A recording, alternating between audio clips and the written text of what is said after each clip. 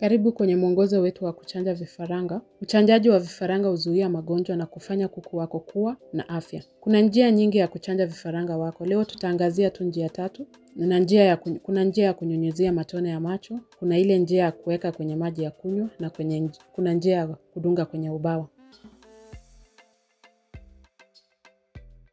Tutaanza basi na njia ya chanjo ya matone ya macho, ambaye ni njia yenye ufanisi wakati wa kuchanja vifaranga. Kila kifaranga hupata chanjo kwa jicho yake. Unapaswa kushika kifaranga kwa uangalifu na uangushe tone la chanjo ndani ya jicho. Utasubiri hadi kifaranga inapofunga macho kuhakikisha kuwa chanjo hiyo inafyonzwa. Njia hii inaweza kuchukua muda. Ni vizuri iwapo kutakuwa na watu ambao watakusaidia kushughulikia kuku hawa. Tunapaswa kuwa na sehemu mbili, sehemu ya wale vifaranga wasiochanjwa na sehemu ya vifaranga ambao watakuwa wamechanjwa. Kwa njia hii hakuna vifaranga wataokosa chanjo.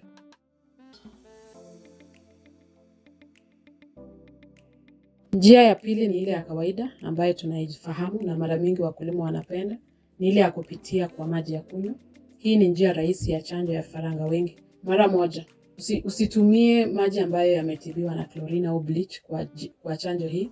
Tunapaswa kuandaa maji ili tuongeze vijiko 2 vya poda ya maziwa kwa lita ya maji ya kunywa na uiache kwa dakika 15. Poda ya maziwa italinda chanjo yako kutokana na kuzorota.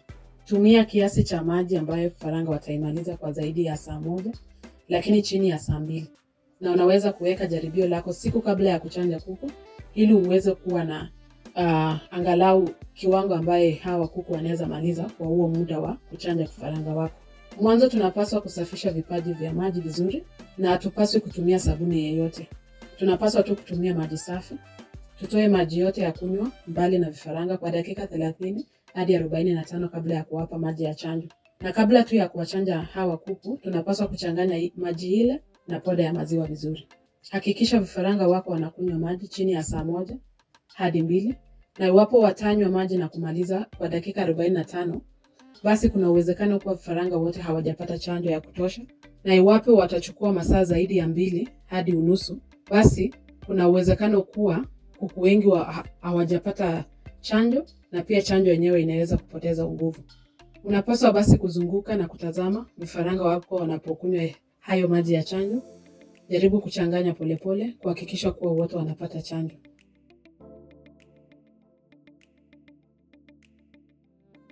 Njia ya mwisho ni ile ya chanjo ambayo unaweza kutumia njia ya wavuti ya marengo. Hii inatumika kuzuia vifaranga wetu kwa kupata magonjwa ya vidonda. Tunaiita fallpox, na hii ndio ile tunahimiza wakulima wafanye siku ya 21. Ingiza zana kwenye chanjo na upole na kisha dunga kwenye mrengo wa kila kifaranga kwenye pembe 3 chini ya ngozi ambapo kuna manyoya kidogo au hakuna kabisa.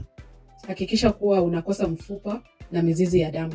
Hii inawapa kinga bila kusababisha mafadhaiko mengi. Angalia eneo hilo katika vifaranga 100 siku baada ya chanjo ili kuhakikisha kuwa chanjo hiyo ilifanya kazi.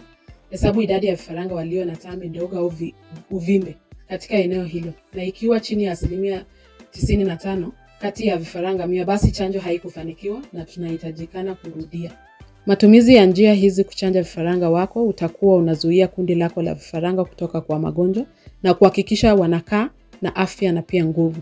Asante kwa kutazama. Endelea kufuatilia vidokezo zaidi kuhusu ufugaji wa kuku.